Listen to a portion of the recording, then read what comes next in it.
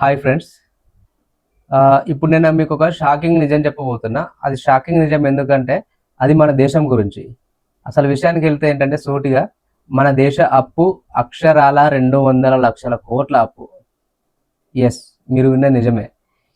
ఎందుకంటే మన దేశ అప్పు మరొకసారి చెప్తున్నా 200 లక్షల కోట్లు. అంటే 1 లక్ష, 2 లక్షలు, 3 లక్షలు, 4 లక్షలు లెక్క పెట్టుకుంటూ పోతే 200 ఎప్పుడైతే వస్తుందో అప్పటి వరకు అన్ని లక్షల కోట్ల మన దేశ అప్పు ఉంది. సో ఇదంతా ఎప్పుడైందంటే స్వాతంత్రం వచ్చినప్పటి నుండి చూసుకుంటే అప్పటి నుండి ఇప్పటి వరకు మనకు 200 లక్షల కోట్ల అప్పు అయింది.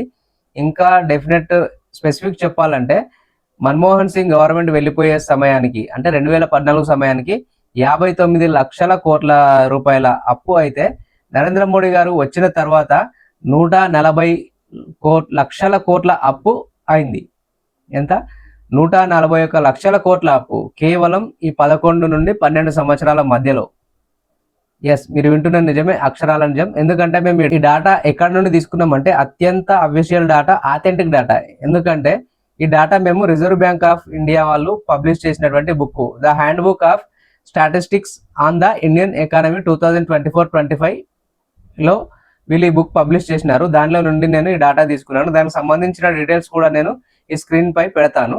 సో ఇప్పుడు చూసుకుంటే కనుక మన అప్పు ఇంత అయింది కదా, మన ఎకానమీ ఏంటి, మన ఆర్థిక వ్యవస్థ ఎలా ఉంది, మన ఆర్థిక పరిస్థితి ఎలా ఉంది. ఎందుకంటే ప్రతి భారతీయుడు కూడా, ప్రతి దేశస్థుడు కూడా, ఎవరైనా సరే తన దేశం గురించి, తన దేశ ఆర్థిక వ్యవస్థ గురించి, తన దేశంలో ఏం జరుగుతుందన్న విషయంపై ప్రతి ఒక్కరికి కూడా మినిమం నాలెడ్జ్ అవసరం.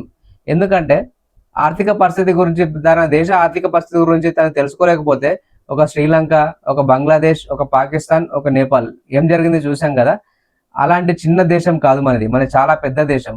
సో మన దేశానికి సంబంధించిన ఆదాయ మార్గాలు ఎన్ని, ఖర్చులు ఎక్కడ అవుతున్నాయి, అప్పులు ఎందుకు అవుతున్నాయి అనేది మనం ఈ వీడియోలో తెలుసుకుందాం. సామాన్యుని భాషలో మాత్రమే నేను చెప్తాను, ఎందుకంటే ఇది అందరికీ అర్థం కావాలి. సో ఫస్ట్ వచ్చేసి మనం మన ఆదాయం గురించి చూసుకుంటున్నట్టయితే మొదటగా మన ఆదాయంలో ఎక్కువ ఆదాయం వచ్చేది ఎక్కడ నుండో తెలుసుకుందాం. సో ఫస్ట్ వచ్చేసి మన ఆదాయ మార్గాలు నెంబర్ 1 డైరెక్ట్ ట్యాక్సెస్ అంటారు.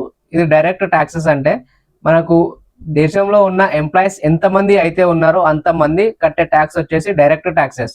సెకండ్ వచ్చేసి కార్పొరేట్ ట్యాక్సెస్. కార్పొరేట్ ట్యాక్సెస్ అంటే ఏంటంటే మన దేశంలో చాలా కార్పొరేట్ సంస్థలు ఉన్నాయి కదా, వాళ్ళందరూ కూడా వాళ్ళ కంపెనీలకు లాభాలు వచ్చినప్పుడు దానిలో నుండి కట్టే ట్యాక్సే కార్పొరేట్ ట్యాక్సెస్. థర్డ్ పాయింట్ వచ్చేసి జిఎస్టీ, ఇండైరెక్ట్ ట్యాక్స్ అంటారు జిఎస్టీని. సో ఇండైరెక్ట్ ట్యాక్స్ లో జిఎస్టీ వస్తుంది. జిఎస్టీ మన దేశంలో ప్రతి దానిపై జిఎస్టీ పడుతుంది. ఇది థర్డ్. ఇంకోటి ఏంటంటే పెట్రోల్ మరియు డీజిల్ పై వాళ్ళు వేసే ట్యాక్సెస్, సెజ్ల రూపంలో వాళ్ళు చాలా ట్యాక్సెస్ వేస్తారు గవర్నమెంట్, ఆ ట్యాక్స్. ఇది ఆదాయ మార్గాల్లోని మూడవది. ఇంకోటి వచ్చేసి బాండ్స్ లాంటివి కొన్ని ఉంటాయి. అవి ప్రజలు బాండ్స్ కొంటారు, తర్వాత అవి గవర్నమెంట్ కు ఆదాయ మార్గంగా మారుతుంది. అది మళ్ళీ లాంగ్ టర్మ్ లో ఆ బాండ్స్ మళ్ళీ ప్రజలకే ఇస్తారు. ఇంకోటి డిస్ఇన్వెస్ట్మెంట్స్, అంటే ప్రభుత్వ సంస్థలైనా ఏవైతే ఉంటాయో ప్రభుత్వ సంస్థలు, అందులో ఎగ్జాంపుల్ కి ఒక ప్రభుత్వ సంస్థ 80% గవర్నమెంట్ ఆధీనంలో ఉండి 20% ప్రైవేట్ వ్యక్తుల చేతుల్లో ఉంటే ఆ సంస్థ నుండి డిస్ఇన్వెస్ట్మెంట్ అంటే ఒక 30% ఇన్వెస్ట్మెంట్, వీళ్ళు 30% ఆ సంస్థను ప్రైవేట్ వాళ్ళకు అప్పచెప్పి దాని నుండి వచ్చే డబ్బుల నుండి మన బడ్జెట్ లో కలుపుతారు. సో ఇది వచ్చేసి డిస్ఇన్వెస్ట్మెంట్. సో ఇన్ని రకాలుగా మన దేశానికి ఆదాయ మార్గాలు వస్తున్నాయి. సో ఇక మనం చూసుకుంటే ఖర్చులు చూసుకుంటే మెయిన్ గా మనం ప్రతి సంవత్సరం చేసే అప్పులకి 24%, చాలా మంది ఎకానమిస్టులు చెప్తున్న దాని ప్రకారం ఒక అంచనా 24% ఆఫ్ ఎకానమీ మనం బడ్జెట్ అప్పులు కట్టడానికి, వడ్డీలు కట్టడానికి ఉపయోగిస్తాం. ఆ తర్వాత తీసుకుంటే రక్షణ రంగానికి ఇస్తాం. ఆ తర్వాత ఉద్యోగుల ప్రావిడెంట్ ఫండ్, రిటైర్మెంట్ ఫండ్స్ వచ్చేసి మనం బడ్జెట్ లో కేటాయిస్తాం. ఆ తర్వాత చూసుకుంటే హెల్త్, ఎడ్యుకేషన్ వాటికి కేటాయిస్తాం. తర్వాత ఇన్ఫ్రా, తర్వాత పెట్టుబడులు, భవిష్యత్తు కోసం పెట్టుబడులు పెట్టడానికి అవి ఇస్తాం. తర్వాత రైల్వే కావచ్చు, ఇంకా చాలా రకాలుగా ఇన్కమ్ కూడా మనం బడ్జెట్ ని ఖర్చు పెడతాం. ఇంతేకాకుండా మన ఇప్పుడు ఆదాయ మార్గం ఉంది, ప్లస్ ఖర్చులు కూడా ఉన్నాయి. ఈ రెండింటిని కలుపుకుంటే, ఈ రెండింటిని మిక్స్ చేస్తే మనకు ఖర్చులకి సరిపోవట్లేదు. అందుకోసమే మనం ప్రతి సంవత్సరం కొన్ని లక్షల కోట్లు అప్పు రూపంలో మనం మన దేశానికి తెచ్చుకుంటున్నాము. ఇప్పుడు ఆ అప్పే 200 లక్షల కోట్లు అయింది. 2026-27 సంవత్సరానికి 214 లక్షల కోట్లు అవ్వచ్చు అనే అంచనాలు ఉన్నాయి. ఇది కూడా the hand book of statistics on the Indian economy అనే బుక్ నుండే తీసుకున్నాం. దానికి సంబంధించిన డేటా కూడా మేము ఇస్తాము. సో ఫ్రెండ్స్, ఇక్కడ చూసుకుంటే కనుక గవర్నమెంట్ కి కావాల్సిన ప్రతి రూపాయి ఎక్కడ నుండి వెళుతుందో మనం ఇప్పుడు చెప్దాం. సో ఇప్పుడు మనకు డైరెక్ట్ ట్యాక్సెస్ నుండి కొంత వస్తుంది, కార్పొరేట్ ట్యాక్స్ నుండి కొంత వస్తుంది, జిఎస్టీ నుండి కొంత వస్తుంది, మరియు పెట్రోల్ డీజిల్ పై నుండి కొంత వస్తుంది, సెజెస్ రూపంలో ఇంకా చాలా రకాల ఆదాయాలు వస్తున్నాయి.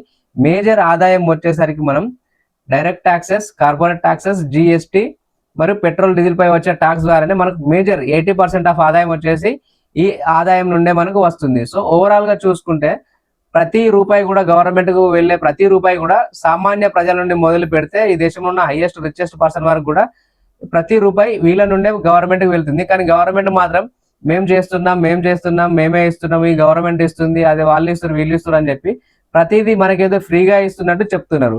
సో మనకు 200 లక్షల కోట్ల అప్పు ఉంది అని మనం మాట్లాడుకున్నాం కదా. సో ఈ అప్పు వల్ల మన దేశానికి ప్రజెంట్ అయితే ఏమీ రిస్క్ లేదు. ఎందుకంటే మనకు అప్పు ఉంది, ఆ అప్పుకు తగ్గట్టే మన ఆదాయాలు కూడా పెరుగుతున్నాయి. ఎందుకంటే మన ఇండియాలో మేజర్ షేర్ వచ్చేసి తెలివిని ఎక్స్పోర్ట్ చేస్తున్నాం, తెలివి ద్వారానే డబ్బు సంపాదించి దాని ద్వారా ట్యాక్సులు కడుతున్నాం.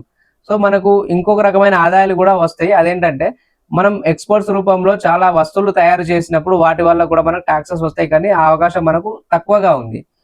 సో ఫ్రెండ్స్, మీరు ఇక్కడి వరకు గమనించారు కదా.